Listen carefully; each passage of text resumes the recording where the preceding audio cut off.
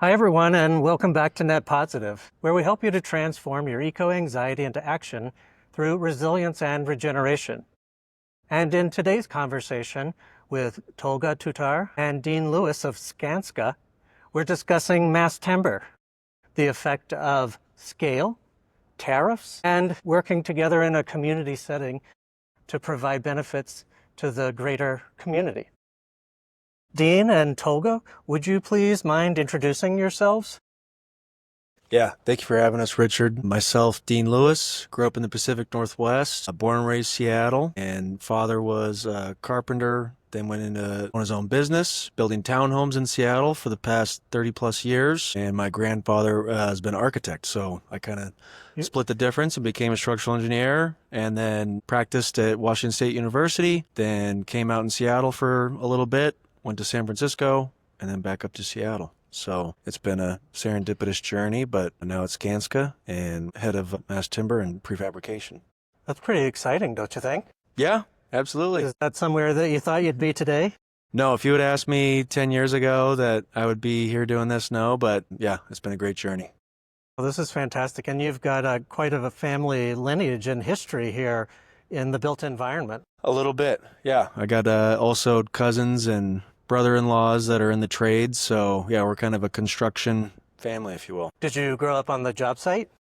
A little bit. First job, my dad put me to work when I was little, and if I filled a cup full of screws, he'd give me $1. So that was my first task, yeah. Did you learn some of the fundamentals of the built environment and construction there alongside your family members?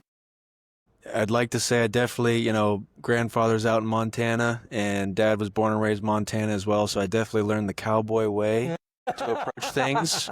But no, it's been great, yeah. Oh, fantastic. And Tolga, if you'd introduce yourself, please. Sure. Tolga Tutar, Senior Sustainable Director with Skanska. I grew up on the other side of the ocean in Turkey. While I was studying structural engineering, I got the sustainability virus. I was trying to do something more holistically in the industry. And when I visited my first green building in Netherlands, I'm like, this is what I want to do. So I moved to Italy for further graduate studies, focusing on sustainability, then to US for PhD studies. And yeah, since then I have been in sustainable consulting, and last 6 years I've been happily working with this gentleman and with our great sustainable team within Skanska.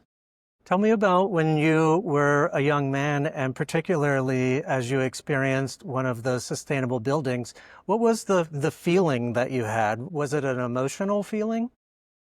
Yeah, it was pretty much emotional. I mean, I was really passionate about science, but I was trying to figure out how I can use that talent, expertise, or knowledge in a better way, in a holistic way for the environment, for the nature. And when I seen the first green building with a green roof, social space, a building that recycles its water, very energy efficient, I'm like, yeah, I want to know more about the buildings beyond the structures. That's why I kind of transitioned to building engineering, architectural engineering, to know better about all building systems and how they can work holistically, more efficiently, so we can reduce our environmental footprint within the industry.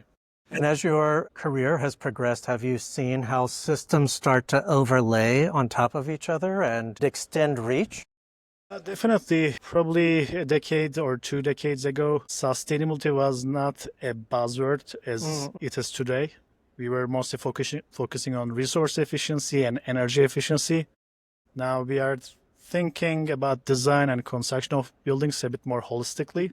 Carbon is definitely a problem that we need to tackle right away, waste, other environmental problems. So we are looking at everything a bit more holistically from the systems perspective for sure. You said something interesting here about the virus of sustainability. It's the virus. That's quite catchy. And if we want to think about it, viruses come from nature and they evolve over time. So using this analogy of a positive virus or this message that replicates and spreads, is that one of the experiences that you've seen? Is that more of these kinds of buildings are being replicated and spread? Definitely. I mean, green buildings or sustainable buildings are kind of aliens in the current built environment. They're a bit different. They are designed, built differently. So in first look, they might seem as viruses, but they are great examples for the built environment, how we can build differently, how we can design differently, and how these buildings can impact the overall neighborhood and community differently in a positive way. That makes sense. And Dean, a question here for you, please. So tell me about that experience on the job site with your dad and grandpa. Is this cousins and uncles, etc.? Is this foundational for you? Is this where you found passion in the built environment? I mean, absolutely. It started there. Also, when I was growing up, father built our house. We moved out of Seattle into Woodinville, and so got to kind of experience that and the joy that he had kind of designing the house and then, building it and living in it. So it's kind of funny now that I've followed in those footsteps and kind of did the same thing with my little 1930s Craftsman in Seattle. So yeah, it definitely was an influence until he made me start carrying bags of cement up the stairs. And I figured out I was, 19 years old and I wasn't going to last doing this forever. So definitely encouraged me to get into engineering and get out of the field. But yeah, definitely played a big role. Would you say that that was one of the pivot points in your life? Carrying the bags of cement up the stairs. A little bit, yeah. Made me think about things, my shoulders and back, and 20 years after doing this, yeah. Does it also give you appreciation for those who do construct and build our environments? Absolutely. And that's why one thing I love about my position is being able to go out into the field with our self-performed teams, or even, not when we're self-performing it, and see how it's being built and making sure that what we're doing in the office is making it as easy for them in the field. And they're extremely skilled. And yeah, it's a great profession, and lucky to be out there seeing it built every day. I'm extrapolating a little bit of information here, but tell me about the pride and work that you've developed around creating places for people and what that feels like for you.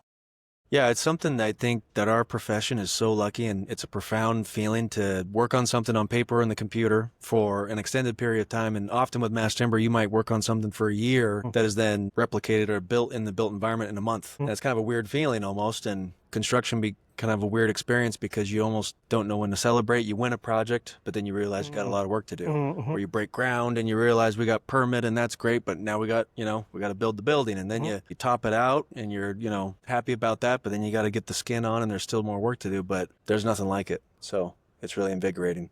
We've touched on replication here, but tell me about acceleration. Do you see that this work is accelerating and there's more interest not only in mass timber buildings, but just the topic as a whole? Yeah, I believe so. I mean, like Tolga talked about with sustainable buildings, I think mass timber is definitely a piece of that. And there's new legislation that's going in place to kind of push things from a jurisdictional side. But then there's also just, I think, the media and the attention and people starting to realize, there's only a finite amount of materials available. And wood is a renewable resource that we can utilize to build buildings with. And that's unique. And I think that's why it's also it's tied into a story as well that people appreciate with forestry. And so, yeah, I think it's a very unique building material that's getting a lot of good notoriety. Ooh, you said something interesting around storytelling here. How important is storytelling in the built environment? Well, I want to hear Tolga's thoughts on this as well. Oh, tell us. But for me, the storytelling piece is kind of the other piece of the job that's really exciting, because everyone chooses to do mass timber for a different reason. And knowing that story, maybe it's a family heritage, it's their upbringing, it's the fact that they want a sustainable building. I mean, it varies. And so like our recent client at CDHY, the Center for Deaf and Hard of Hearing Youth, the owner there, her father was actually in the lumber industry. And so she had a passion for timber, and through the design process kept insisting the timber be exposed as much as possible. And we didn't understand why she kept saying this until she provided that history to her story. And so that really imbued the project with a lot of value. But I want to hear Tolga aspect. Yeah, good thing. Storytelling piece is important. I mean, we are trying to solve real world problems, but there's a purpose behind it to reduce the impact on nature, on human health, on the environment. Really explaining the overall story. What's the ultimate goal? What are the benefits of following a different approach? Really important. Sustainable is a bit interesting profession, like let's say mechanical engineering or structural engineering. It's still a new profession. It's still vague to many people in the industry. Every day we are dealing with a sustainable jargon soup that we have to navigate around. So telling the story properly from the beginning, what's the purpose, how we are trying to get there, what are the benefits for different strategies, I think makes an impact and makes a difference for our clients, for our communities. Are you finding that your clients and communities are asking you to create places that don't do less bad, but in fact do more good? Are you finding that there is this demand for high-performing buildings that support the communities around them? Definitely. I mean, in any typical project, the questions start with what are we going to do and why we are doing it? What's the maximum possibility to reduce our footprint, environmental footprint? What is technically feasible? So going beyond the technical limitations, trying to identify like what's really ultimately possible based on all the technologies, all the know-how that we have is important. Depending on the project limitations, you have to scale down, but you have to start this process of identifying like different strategies without any limitations and then scale down. Tell me more about that blue sky thinking. So you're creating all possibilities and then narrowing them down to what fits the project best? What's technically feasible? Like what's the ultimate sustainable approach for a particular project? Start from there.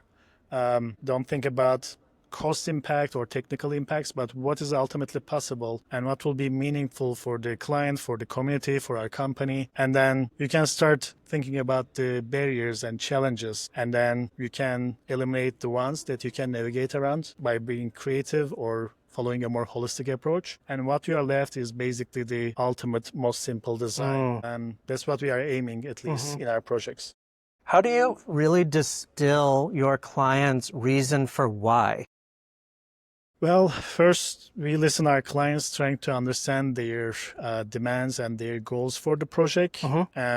It's important to understand what they are ultimately trying to achieve. And we are an experienced global company, so we are trying to bring in extra out-of-the-box kind of thoughts that might support their goals, something they cannot think about maybe in the beginning, but that they might think it will be beneficial for our ultimate goal. So we are trying to expand based on their needs, but we always try to bring in like additional value to the project. How can we further enhance the design for their sake, for their community, and for ourselves. And when you're creating large-scale projects and you're interfacing directly with a community, how do you gather their feedback and input to really craft and shape the look and feel of these places? It's really important to just be with all stakeholders on the table from the very beginning. If you are working on a school project, a student at that school can bring in really creative ideas for design, for construction. So it's important to identify like all the key stakeholders who can bring in creative ideas, who will be impacted from that building when the construction is finished, and be part of that community. Just bringing everyone early on, as early as possible to the table, make sure we are speaking the same language, which is part of that storytelling process. Everybody owns a component of that process and continue that holistic approach until the end. Create something together as a family, basically. Family. It takes a village. Most of the time, yes. A bit of a different topic here. We're all based here in the Pacific Northwest, and that has been a regional zone for mass timber. It's part and parcel with our forested states of Washington, Oregon, British Columbia, etc. here in the Pacific Northwest. But how are you two seeing how mass timber is starting to reach beyond the Northwest, and where do you see it reaching into? Dean, here's a question for you. Yeah, I know Tolga has worked on the airport, and definitely that was kind of a beacon for Portland? the local sustainable story. And yeah, in the Portland airport. But there's been other projects on the East Coast now. Like I know 619 Ponce in Atlanta for Southern Yellow Pine, and others that are trying to do that up in Maine. And now we've got projects where we're basically Living Building Challenge in New York at the New York Climate Exchange, where we got to source all the materials within a certain radius. And so now there's, definitely more of a push from other projects. And as we're seeing more mass timber move east, our backlog now is basically half West Coast, half East Coast. And it used to be about 70% Pacific Northwest and 30% outside of the Pacific Northwest. So it's definitely changed. Does that feel like acceleration to you? I think the code change, the supply chain becoming more robust. We're seeing projects that are, and people being more familiar with it as well. So we're seeing more projects become mass timber, more of the project be mass timber, and then because of the code implications, the projects that are mass timber are larger. So definitely an acceleration. Yeah. And mass timber buildings aren't new. We've been building them, wood buildings, for our human existence for quite some time. But how do you see mass timber being adopted? Do you see your clients pushing back on this type of material? Do you see that this is significantly different from traditionally built steel and concrete building? Tell me about some of maybe the market reactions that you're seeing in your work. Yeah. I think it's interesting sometimes because even though, like you said, mass timber is not new, and like at our Portland office, it's funny, we live in an old mass timber building. And how old is you know how old that building is, Tolga? More than a century, I guess, or close to a century. It's like a lot of because I'm in Seattle, we have buildings down the Pioneer District that are over 100 years old that are mass timber and actually being retrofitted now, and so they'll have a longer lifespan. And not retrofitted because the timber's inadequate; it's just the seismic system of the building's inadequate. But we face, I think, the resistance that we'll see now is as we go into taller buildings, the resistance that we see is mostly from jurisdictions which maybe are not familiar with timber, and so that's maybe from a special inspections or fire department or maybe even a planning department standpoint. And that's where, we would engage, or there's other great groups out there like Woodworks or the Softwood Lumber Board, the American Wood Council that help with education to show them that, hey, these buildings have been built before. There's not a lot that's been done that's going to go on these days that hasn't been built already. We got the Ascent project, that's 19/6. We got the Portland Airport, that's 400,000 square feet of mass timber. And so if there's a question of can we do this or has it been done, it's most likely it has been, which makes it easy for us in some ways. And the projects that you've mentioned are quite showpieces, particularly the Portland Airport has been splashed all over the news, and it's quite a stunning building. With that being such a beacon there, what are your resonators? Where do you see these kinds of projects that aren't reaching for necessarily that Portland Airport just gem in the crown? Tell me how the scalability of those projects can scale upwards or downwards to buildings that maybe I would want to construct. Tolga, do you want to talk about the sourcing on Portland? No, definitely. We are proud of the Portland Airport project. I think it will be a great case study for the industry to implement in different scales in the future. It has been a great project because first, we are kind of lucky in Pacific Northwest from the supply chain perspective. We are really close to source, but maximizing it for this massive project was definitely a challenge. The port had really clear goals about achieving transparent supply chain for wood sourcing wood from like federal forest land, tribal forest land, small family-owned businesses. So it was definitely a challenge and we learned a lot. But yeah, I think it will be a great study for even smaller type projects.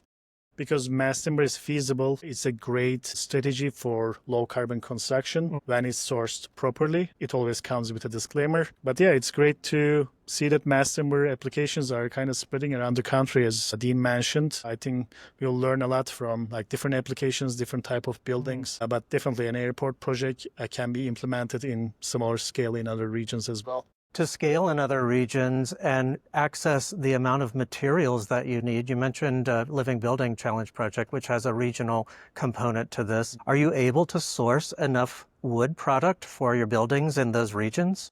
You want to take it? Yeah. I mean, for most of the projects, what's interesting is it's not the sourcing of the actual lumber itself, it's the manufacturing of the fabrication. Oh, tell me more. So right now, we're still in our infancy in mass timber with around 20 prominent glue lamp suppliers and about 10 facilities that can produce anywhere from CLT, DLT, MPP, or LVL related products, but those aren't located everywhere. So for instance, like in Utah, there's no supplier in Utah. California, same thing, there's a supplier coming on board. So for certain project locations, it can be a challenge for manufacturing and fabrication, but the sourcing itself, for most of our projects, the raw material is not the issue.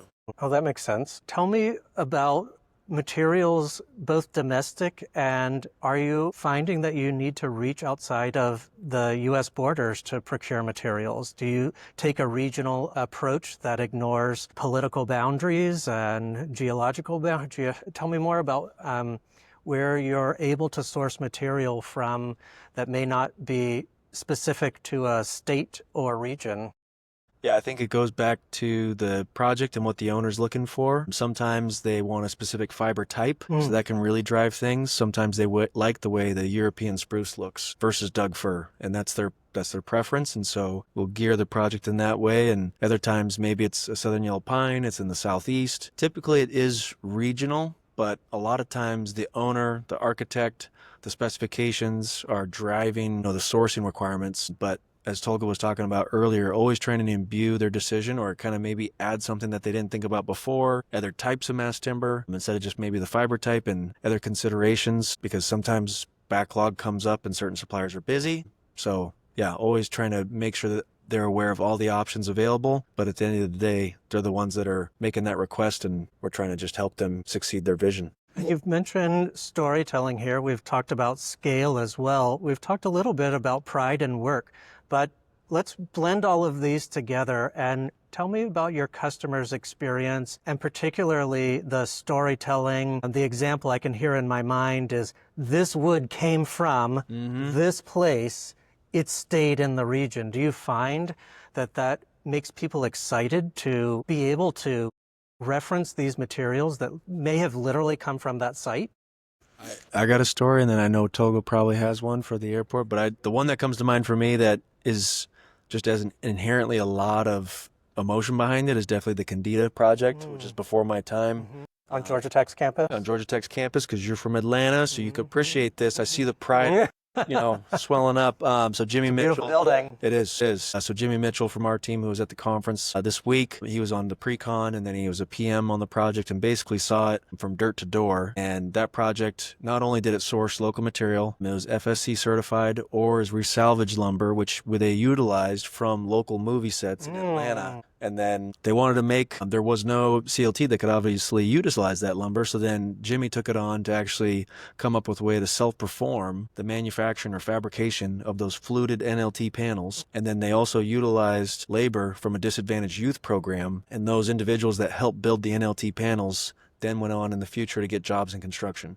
So that one hits the whole gamut for me. Skilled up your workers, you gave them new economic benefits, you've provided more resources into the market. That continues to scale up. Yeah, and it was a living building challenge project. So it was just all around, I think, a good story. And I'm going to pass it to Tolga to see what he's got. We were talking about Portland Airport. Probably it's a good example. It's definitely a unique project with our partners, CGF, Sustainable Northwest, and many others. The supply chain part of the wood was important. Most of the wood is coming from regionally to the project. Now passengers actually can see with certain visuals at the airport where the wood is coming from actually. Now there's a storytelling part that passengers can experience at the airport and can tell, okay, these wood pieces are coming from this land, from this mileage, etc. But I guess from the material perspective, there's no silver bullet.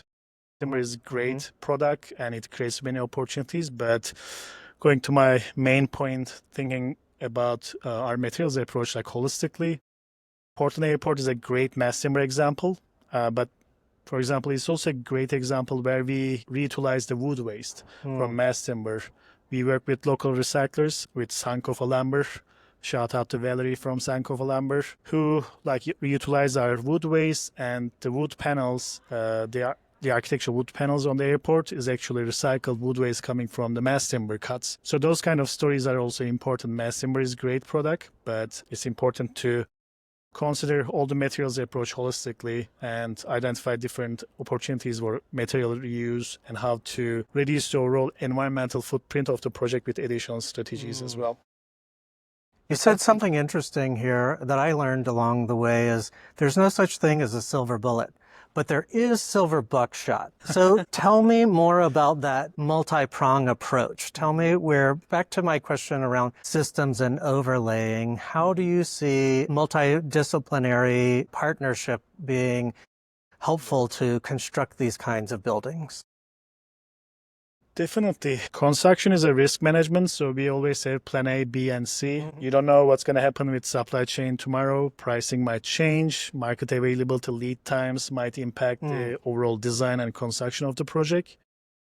So for achieving true sustainable and resilient process and building at the end, you have to have like multiple layers of different strategies and go through that with different partners. That's why it's important to be on the same table with all key stakeholders early on and continue that conversation consistently until the end. But yeah, sometimes the most feasible or ideal solution might not be the ultimate solution for your project because of, again, maybe there's a sustainable chain issue, so you cannot get that low carbon new material, but maybe nearby you can get a salvage material from a deconstruction project. So maybe you can navigate around those kind of problems. So it's important to be flexible, have multiple layers and multiple different strategies in your pocket, and just be mindful about like things can change anytime at any moment because most of the projects are long, multi-year long projects. So you have to be prepared for that. Do you have any projects that you've worked on that have changed course or navigated through challenge? I think the Candida project that Dean mentioned is a good example. Some of the project was constructed throughout the COVID. So the material reuse strategies coming from a demolition nearby and salvage materials helped team to navigate around some of the supply chain issues. Instead of utilizing some low carbon new materials, they were able to utilize salvage materials to navigate around those kind of challenges. So it was a great example, actually. And it's a net positive waste project because of all the strategies implemented. The project reused more materials than the amount of materials sent to landfill. Say that one more time. You had net positive waste. Describe that a little more in detail. So Candida project reused more materials, more salvage materials from the quantity perspective than the amount of materials sent to landfill. And the project already achieved a very high waste diversion, and the remaining amount was much less than the amount of materials salvaged from other demo projects and reuse and incorporate into the design of the building. Dean, a similar question for you. You've given some examples here of Candida. Tolga told us about the Portland airport. What other projects have you seen that are really exemplifying this great strategy?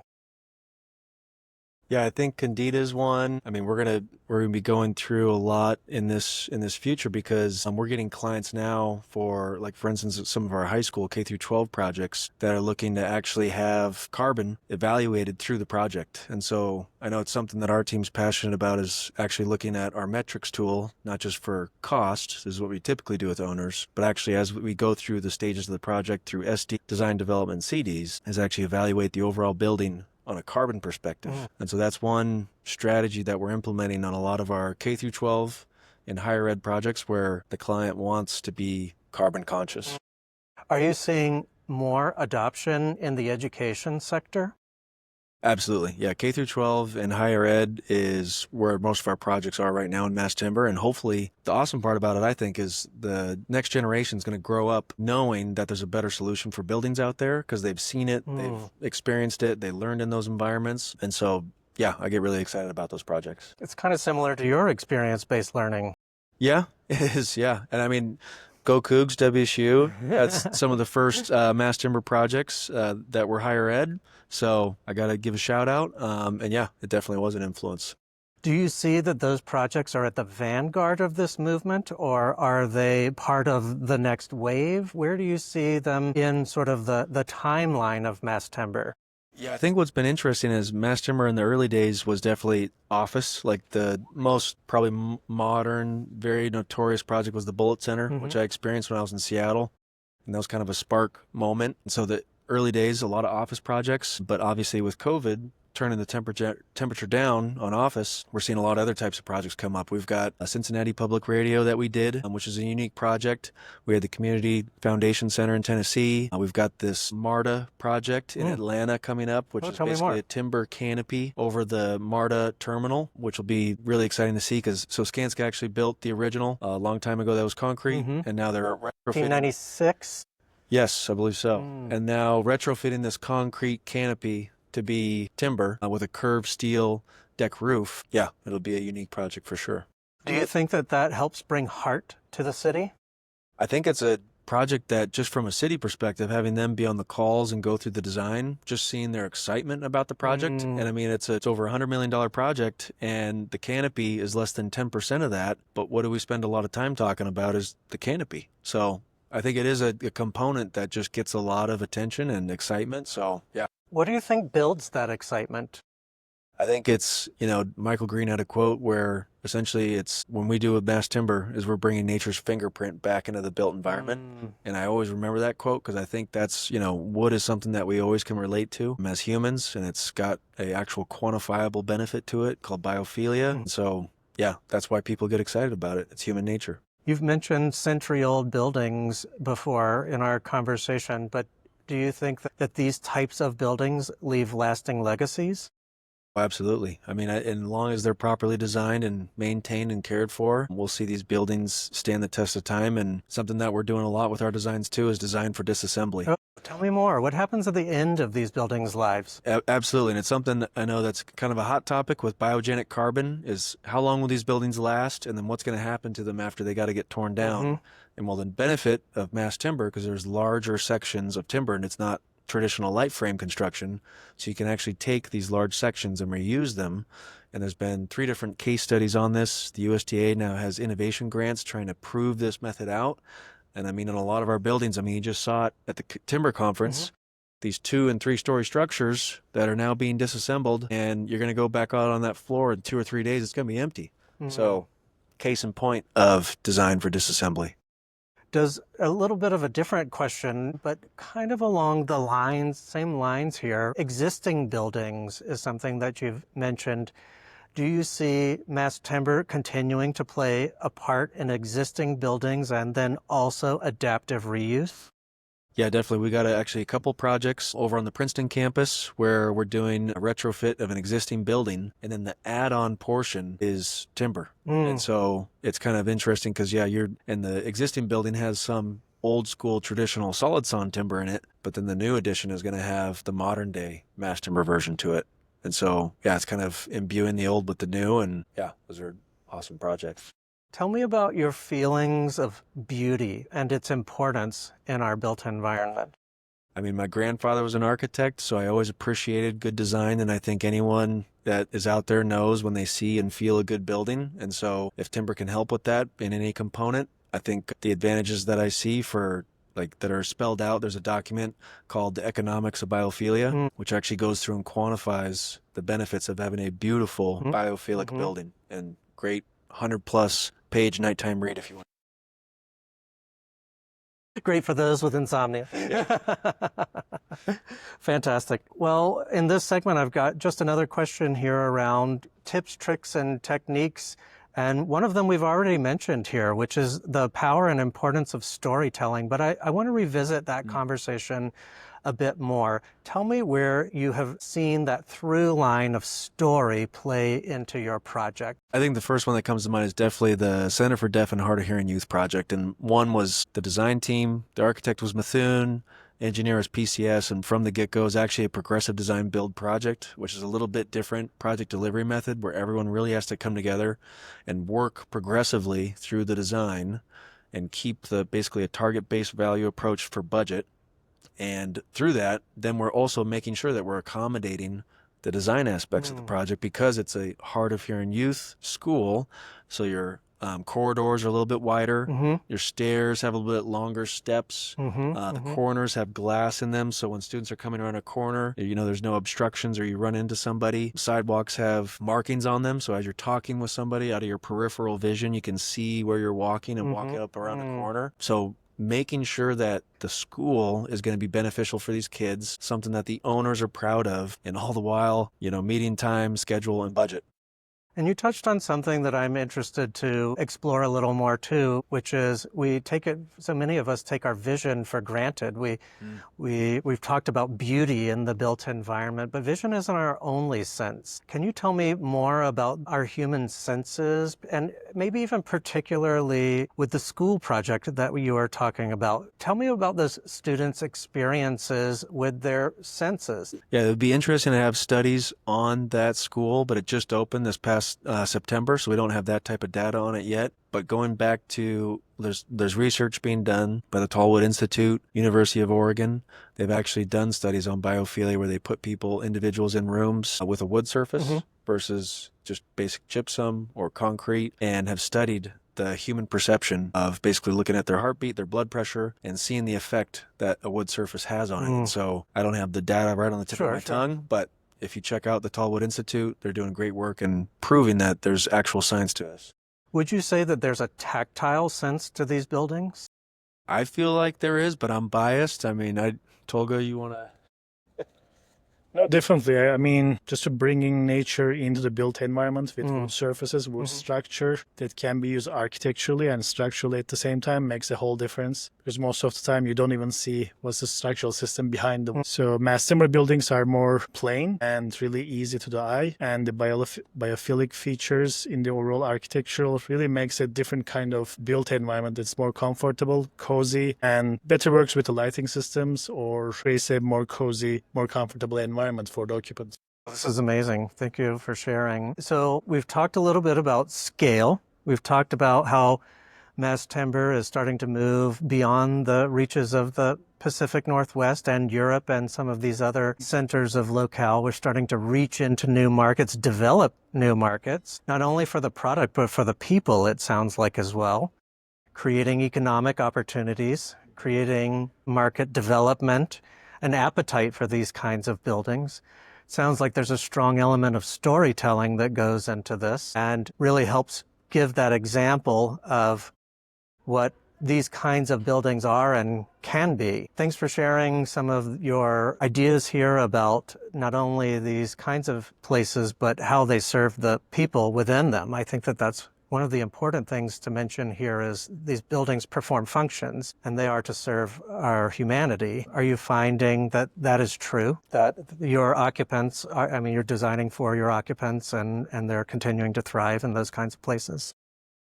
They do. I mean, as a company with a real estate arm, we try to implement those strategies in our own development units as well. So from the resiliency and long-term durability and overall sustainability perspective, definitely that makes a difference. And we are seeing a better occupant comfort from those kind of buildings for sure.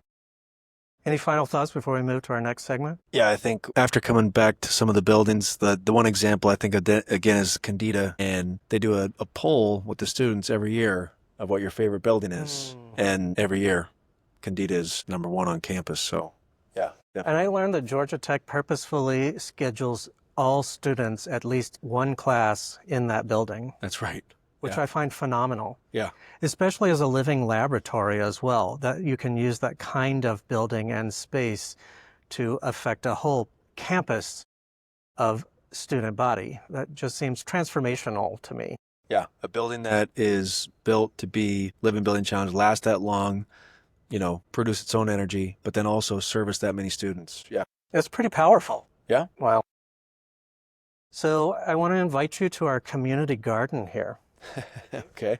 Have either of you ever done the rose, thorn, bud conversation framework before? Yes, I have. Yeah? Maybe dinner time conversations? Yeah.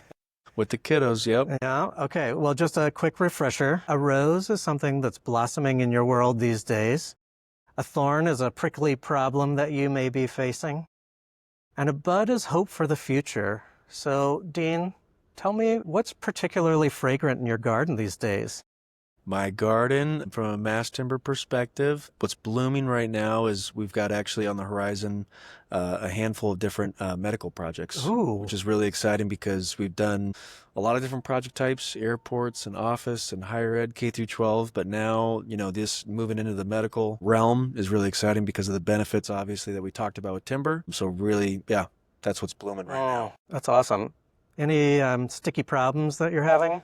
Sticky problems, I would say probably one that we're working on, and there were some really good conversations this past week at the timber conference, was with insurance. Builder's risk insurance has been an item, and understandably for those organizations, there's just not enough data around timber buildings. And so we're working with them to try and help bring down the premium that's associated with a type of construction that's not as well known. What brings you hope for the future?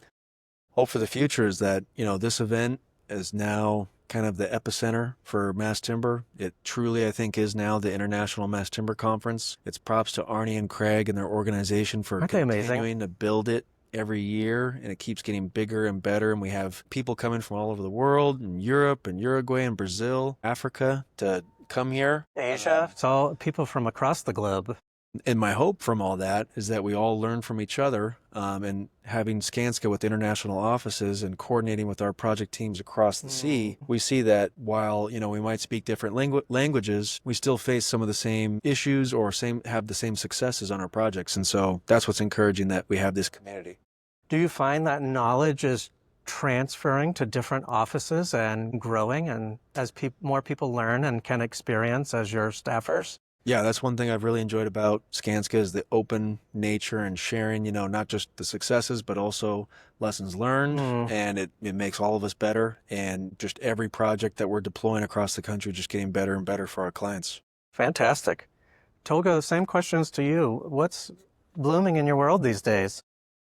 From my perspective, what's blooming, it's great to see sustainable practices becoming part of business as usual in many industries. I think it's very encouraging. It's quite different than a decade or 2 decades ago. So that's definitely encouraging. From challenge perspective, I think to date, voluntary action took us to a certain level. There's great lessons learned, great case studies, great projects, great examples, but we need more action from governments globally for better, more stringent regulations, legislations to level the playing field globally and tackle the carbon and environmental problems right away within the next couple of years, because time is ticking for sure.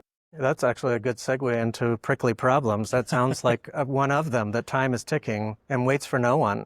And I'm hopeful though, because to Dean's point, like these kind of events are great. It's great to see so many vendors, manufacturers, and contractors coming to this event every year. We are creating new, better relationships, better partnerships. We learn from each other. So we have more data. We have better examples, so we can learn from each other, better benchmark ourselves, better establish targets for our projects. And it will be much faster and much easier to go to the next step in our sustainable journey. What's bringing you hope for the future?